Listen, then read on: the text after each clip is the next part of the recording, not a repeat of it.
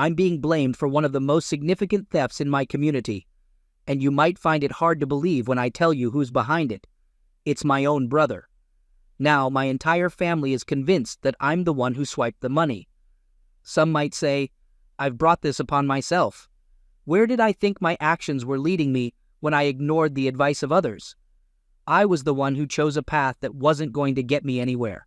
The only justification I could offer my parents was that at least I was attending college. I knew I couldn't match up to my flawless brother, who was a doctor at their clinic. But here's the kicker. I flunked multiple times and had to retake several classes.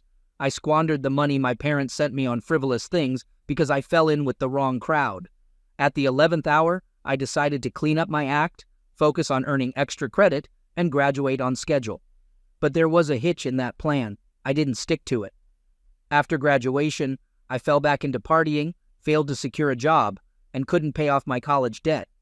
Before I knew it, I was being evicted from my apartment a year after finishing college. At least I'd accomplished something I never thought would happen, even though I was saddled with student debt. But I had a strategy. Simply tell my parents that I needed money to pursue my honors, then use it to pay off the student debt.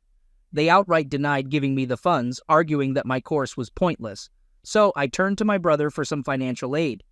Danny has been working alongside my parents for a number of years. He's a decade older than me, and I used to think he was 10 times the person I was. My parents adored Danny. Everyone did. He was smart, kind, the complete opposite of me. I explained to him the predicament I was in, how I needed money to clear my college debt, as the debt collectors were on my tail. I was struggling to find and hold down a job. I knew I was in a bad place. Perhaps it was karma for screwing up my own life that had led me to hit rock bottom. But back to Danny. Danny was a highly skilled surgeon, owned a large house, had a wife, and a baby on the way. I wished I had heeded my parents' advice and pursued a career in medicine. Now, I was approaching my late 20s, and I had nothing to show for it. I shared my situation with Danny, and his only suggestion was that I should return home and confess everything to our parents. Absolutely not. They would be livid. I wasn't prepared for them to disown me. I knew they were already fed up with me not making anything of my life. I told him that was out of the question. Then he suggested that I should just come home, visit them, and then he would try to assist me. I inquired about the strings attached, and he responded that I would simply have to work for him. It seemed like a great arrangement. So, I stuffed all my belongings into a duffel bag and headed back home, spinning a web of lies. Danny was aware of the truth, but I concocted elaborate stories about my whereabouts and activities. In fact, he even assisted me, claiming it would make my story more credible when I started working for him. After a month, Danny informed me that he had the money ready for me. I didn't probe about the source of the funds or anything of that sort. The last thing on my mind was that my brother would exploit my desperate situation to frame me for theft. The amount he stole, pinning it on me, was 4 times the sum I needed to clear my debt. I assumed it was his own money that he had deposited into my account, and I was about to use it to pay off my debt. But, to my dismay, the payment was rejected. Upon investigation, I discovered that my account had been drained earlier. I contacted the bank to figure out what had happened, and it turned out that a significantly larger amount than what I had asked him for had been in my account. To make matters worse, it had been swiftly transferred to another untraceable account. How could this even happen? Well, in my naivety, I had handed over all my account details, copies of my documents, and so on. He managed to execute all this without leaving a trace, while I was still grappling with the bank's revelations. Suddenly, my mother stormed into my room unannounced and slapped me. The slap was so forceful that I saw stars. She then accused me of being a deceitful liar. That morning, my brother had revealed to them everything he had supposedly discovered about me. But here's the kicker. I was the one who had confided all that to him. He had set me up flawlessly, making it seem like I had pilfered the family's money. He had been meticulous in his setup, strategically leaving my college warning letters scattered around the house. I knew instantly it was him when my mother labeled me a thief and a fraudster. There was some truth to it, but I hadn't stolen their money. Had I known the source of that money, I would have urged my brother not to go ahead with it. What baffled me was his motive. He was thriving in his life. He didn't need all that money. He had a secure job, was highly esteemed in the community, and seemingly had an ideal marriage. I never harbored any resentment towards my brother or had any childhood squabbles with him. He was always the older, stronger one. He blazed the trail and I merely followed. I knew I could never match up to him, so I didn't even try. When my parents labeled me as the dim, feeble, and sluggish one, I accepted it. I caused mischief in school just to get their attention, but it was all in vain because, in their eyes and the eyes of our extended family, my brother could do no wrong. We come from a large family, and I've never felt valued by them. For years I sensed they were waiting for me to slip up. This was the perfect chance for them to finally weed out the black sheep of the family. But for once, I was innocent. I had already begun contemplating turning my life around. Being surrounded by my high-achieving family had inspired me to put my degree to use, curb my drinking, and establish a stable home. But now, they had all turned their backs on me. My mother hurled harsh words at me, words that still sting to this day. She expressed regret over giving birth to me. She wished she had died during childbirth, so she wouldn't have to witness the disappointment I had become. Then she hauled me into my father's office and spilled the beans about my supposed crime. My father gave me a 2-second glance and said, "I knew it was only a matter of time. You're no son of mine." Then he ordered me out of his sight. They left me in the office while they made phone calls, and all I could think was, I'm heading for jail. My brother arrived an hour later, and I pleaded with him to tell the truth, that I hadn't stolen the money. He claimed ignorance. He was a smooth operator, a master of deception. He acted as if he'd swallowed every lie I'd told them when I returned home, and my alleged crime was a shock to him. Then he offered to help Dad file a theft case against me.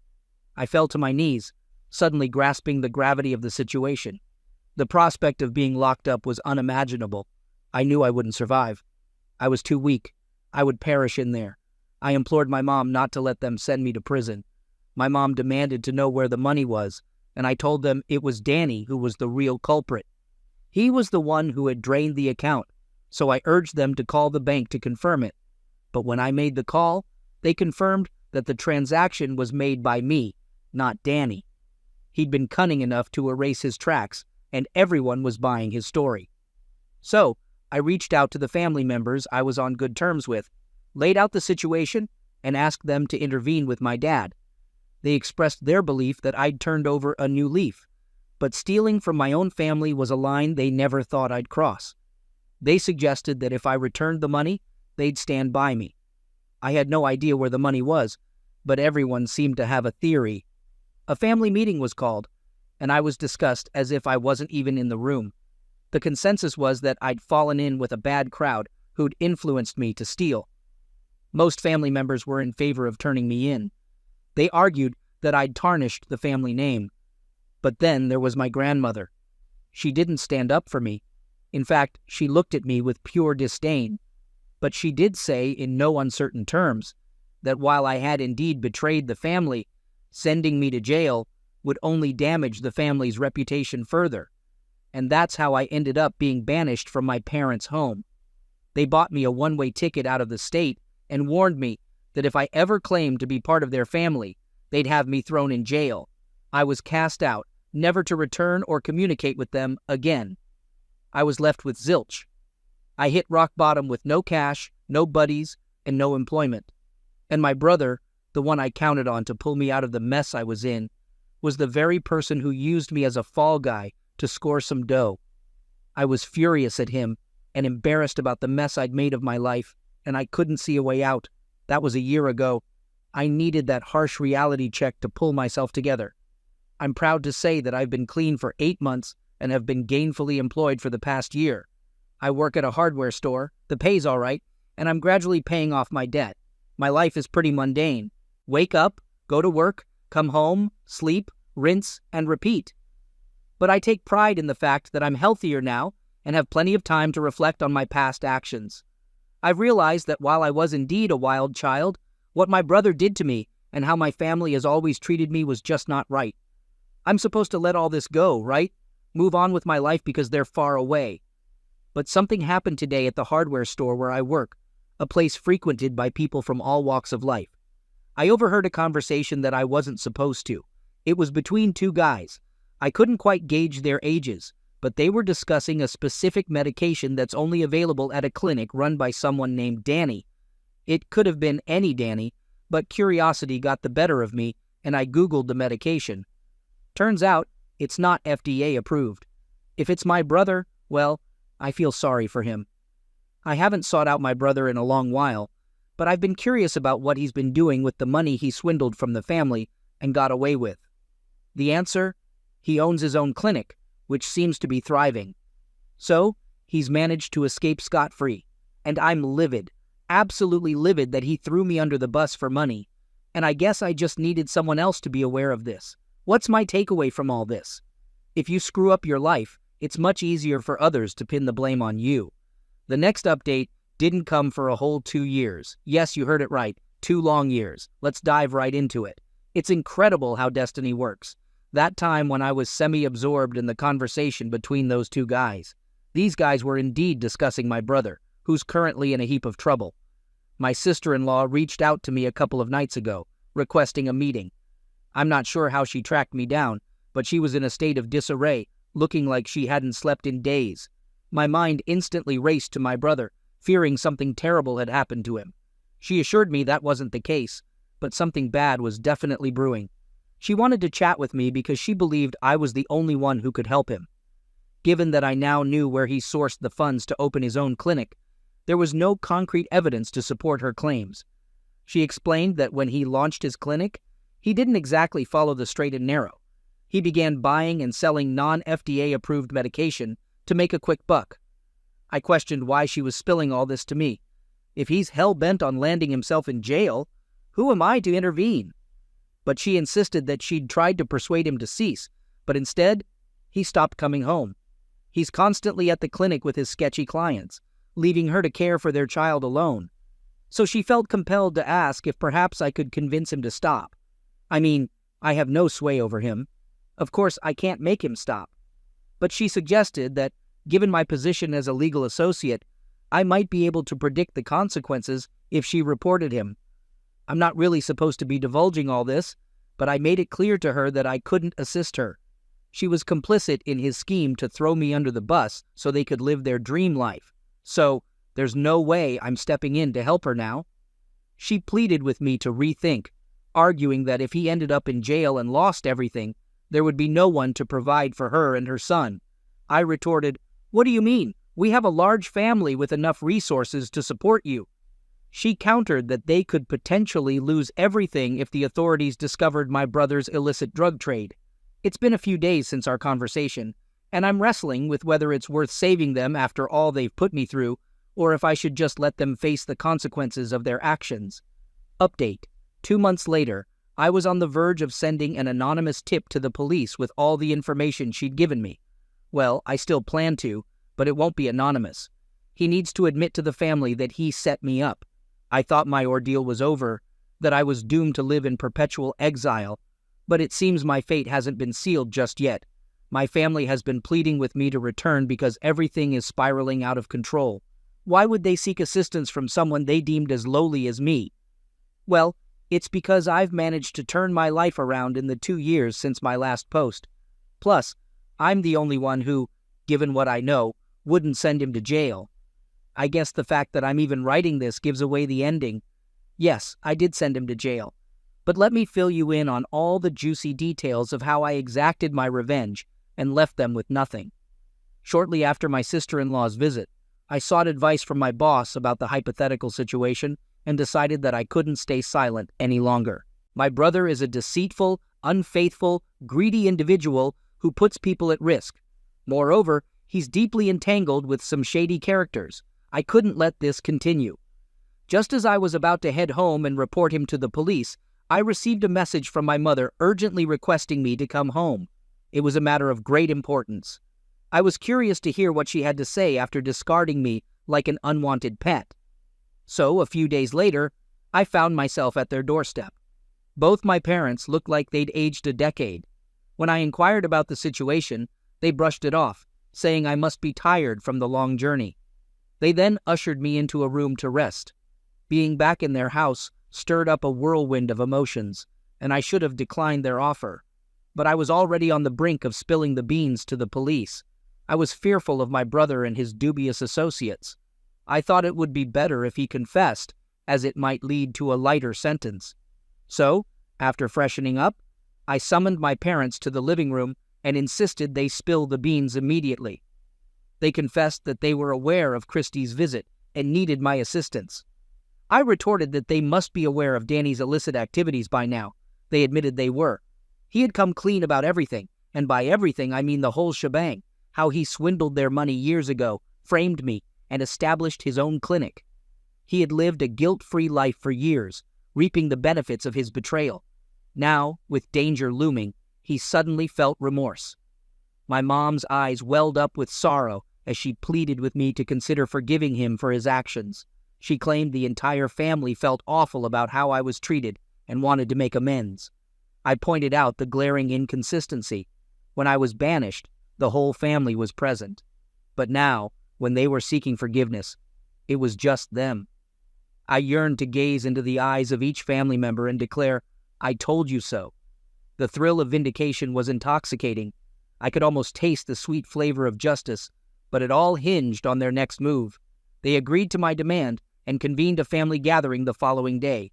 I peered into the eyes of every relative who had once expressed their disappointment in me. I challenged them, "Where were you when I pleaded for your trust? You've always branded me the outcast and never offered your support. All these years, not a single one of you checked in to see if I was doing all right, if I was even alive or had enough to eat. I admit I've made numerous mistakes in my life, but I've never resorted to theft, not from you or anyone else. Yet you chose to believe Danny." They had trusted Danny, who was now huddled in a corner, head bowed, unable to meet my gaze. In a soft voice, he admitted that the blame was his alone, not theirs. But they were on the brink of facing the consequences of his actions. I asked him how, and he explained that his startup capital was the stolen money. Moreover, he still had connections to the family business. Everyone was about to be scrutinized, and their assets were likely to be frozen for investigation. The police were closing in on him, and they had secured a search warrant for his clinic. Every piece of tech he owned, computers, phones, you name it, was about to be under the microscope. It was a wonder he was even sitting here right now. I was curious about how this all tied back to me. So he dropped to his knees and pleaded with me to vouch for him in court and consider temporarily taking over his portion of the business until the investigation blew over. I just stared at him, baffled, as he played his trump card, claiming he had always been envious of me. We both knew that was a far cry from the truth, and that he was just trying to ensure his wife and child weren't left high and dry. He admitted that he knew his wife had spilled the beans to me, and that this information could be used as evidence, but he wanted me to fib in court to reduce the likelihood of him facing the maximum penalty. He made a heartfelt plea, stating that his medical license was the only thing he had left, and losing it would leave him devoid of any purpose in life. His wife, who had brought their child along, was now in tears, begging for my forgiveness. My uncle, a priest, chimed in about the significance of forgiveness and its path to eternal life. Oh, so now we're discussing forgiveness when they're on the brink of losing everything. But where was this sentiment all those years ago? They didn't give me a chance to defend myself and prove my innocence before they cast me aside and erased me from their memories. And I'm certain they erased me from their memory because everything that once belonged to me in my parents' house has vanished. As my uncle continued his sermon, other family members started to chime in, pointing fingers and blaming each other for the mess they found themselves in. I'd had my fill of their half-hearted apologies and theatrical performance. I stood up and declared that they could carry on with their soap opera, but I was checking out. My father had the audacity to raise his voice, claiming that I owed them this. It was laughable hearing this from him, the same man who had belittled me for years. He had crushed every dream I'd ever had, ensuring I could never achieve them. I once dreamt of working with cars, but he made sure every mechanic I approached for an apprenticeship turned me away. But I wasn't going to be silenced anymore. I was no longer the weak boy they discarded. I matched his volume and told him to back off. I let them know that all they had ever done was put on a show of being superior and virtuous. People respected them, oblivious to the fact that they were hypocrites. They looked down on the less fortunate, went to great lengths to evade taxes, and never missed an opportunity to badmouth each other. I didn't feel a shred of guilt about bringing them down. I rose from my seat, didn't utter another syllable, and left them to their squabbling. Once I reached my motel, I had to power off my phone because they wouldn't stop bombarding me with messages. They were starting to look desperate, knowing that I held the power to dismantle everything they'd built. They'd always managed to avoid scrutiny, getting away with so much. But now, they were about to be under the microscope. I turned off my phone and checked out of the motel. I headed to an old friend's place and crashed there for the night. I wouldn't put it past them to try to silence me. I know it might sound like I'm painting my family as potential criminals, but trust me, they're just plain nuts. Well, I need to get some sleep now. But there's a lot more I need to share with you guys. Update. It turns out my decision to stay at my friend's place was a wise one. The next morning, I discovered that my motel room had been broken into.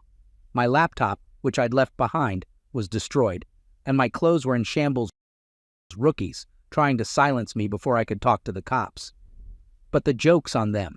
I'd already contacted the police right after my sister-in-law came begging me to persuade him to quit his shady dealings. I had plenty of time to weigh my options and reflect on what I overheard in the store years ago.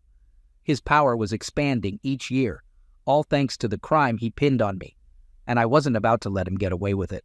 So even before my folks called me back home, I'd given my statement and all the evidence, including my bank statement from years ago when my family chose not to believe me. The police then equipped me with a wire to record his confession when I met my parents. My buddy, whose place I crashed at, was a detective who was just missing the final piece of the puzzle, and with that, he could finally arrest my brother. The whole operation was executed so smoothly. I'd been waiting for months for a chance to see him pay for his actions. My sister-in-law inadvertently handed me the perfect opportunity, and I seized it. This morning, Danny, along with my parents, were arrested in connection with selling illegal drugs and smuggling. I anticipate the facade will start to crumble in the next few days, and some of them will turn on him to save their own hides. Fast forward 6 months. It's been half a year since my brother was put behind bars. My family pleaded and threatened me to retract my statement, which was the most incriminating one. But even if I had, the evidence against him was too compelling. My sister-in-law felt stabbed in the back when she discovered I'd become a state witness and had the audacity to confront me at my workplace, where I promptly had her escorted out. Following that, I secured a restraining order against the entire clan of lunatics. As I foresaw, most family members turned on him in court. They recounted how he initially swindled the money, set me up, and established his own clinic. They even got employees who had witnessed his wrongdoings to testify. The case was clear-cut, and the evidence against him was too substantial, particularly since he refused to disclose his clients' identities. Given his reluctance to rat them out, they must be some seriously dangerous folks. His medical license was also under scrutiny due to these allegations, and, as expected, he lost it all. He was sentenced to a decade in prison, the maximum penalty for his crime, and the part that hit him hardest was the suspension of his medical license. All the assets he'd accumulated while running his illicit business were seized and became state property. The only unfortunate part was that my parents' clinic managed to escape unscathed. It's just a rumor, but I heard they tossed my brother under the bus to save their own skins. Now he knows what it's like when everyone turns their back on you, refusing to believe your side of the story. After all was said and done, it was only a matter of time before the family structure crumbled. Their reputation was shredded, and they started losing clients at an alarming rate. Who would want to visit their clinic now? On top of that, health inspectors began making regular visits to ensure everything was up to par. You can imagine how well that sat with the patients and staff. Their cherished empires started to crumble, brick by brick, day by day, and I reveled in it. I was chuckling all the way to the bank with the compensation I received for the emotional distress they caused me when they accused me of theft all those years ago. I only had a small chunk of my student debt left, and the rest was all mine. I paid it off and invested the remainder. I feel like my time for further education has passed. I mean, I'm not getting any younger, but if I come across a business opportunity that piques my interest, I might just dive in. For now, I'm content with my job as a paralegal. I really like the work I do here, even though it can be quite demanding at times. But the best part is, I'm doing it for myself, not for my so-called family. Update. Here's the final piece. Hey folks, just wanted to add this little tidbit here. I recently got news from my mom, who hasn't stopped trying to reach me since I permanently left town. I've had to privatize my social media accounts and change my phone number multiple times. She informed me that my father passed away a couple of weeks ago and has already been laid to rest. I've been ignoring her calls. She also mentioned that he left me in charge of the clinic. It must be some sort of cruel joke. Why on earth would I want to be involved with that clinic again? They only want me around now because my brother's in jail and of no use to them. He was their golden boy, the one who could do no wrong. Look where he ended up. I've grown tired of her constant pestering, so I've decided to file a harassment complaint against her. For years, they made me feel worthless, and I bought into it, never feeling motivated to achieve anything. Now, I'm considering opening my own restaurant. I'm determined to make it a hit, and folks will recognize my name, the name that I've personally selected. Just a few days back, I decided to change my last name. I want absolutely no association with them. She and the rest of those scavengers could lose it all and wind up homeless for all I care.